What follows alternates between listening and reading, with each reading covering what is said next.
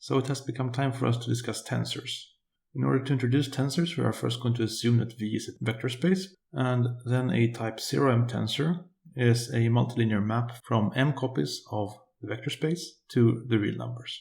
This means that if we have a type 0m tensor, which we can call T, and in addition we have m different vectors vi, where I goes from 1 to m, then as T is a function of m vectors, we can put these vectors v into the arguments, and then we expand all of the vectors in terms of the tangent basis. Since the tensor T is assumed to be a multilinear map, we can then extract all of the components out of the tensor, and we are left with the components of the vectors vi outside of the tensor, and the tensor then acting on all of the basis vectors.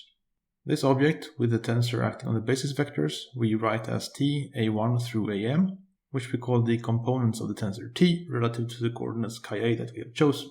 In particular, we should note that these tensor components do not depend on the vectors vi, but rather on the chosen coordinate system and the tensor T.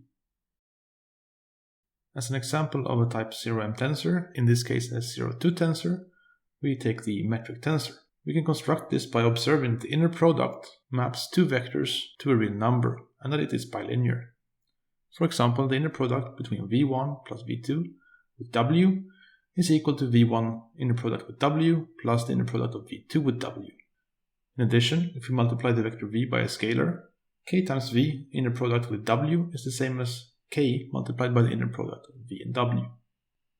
The inner product therefore corresponds to a type 0,2 tensor, which we call the metric, which is often denoted by the letter g. We can write this as g acting on v and w being equal to the inner product between v and w. The components of the metric tensor are given by gab equal to g acting on the tangent vector basis ea eb, which by definition of the metric is equal to the inner product between the tangent vectors. Another thing to note is that if we fix the vector v, then the metric acting on v and w is a linear function of w.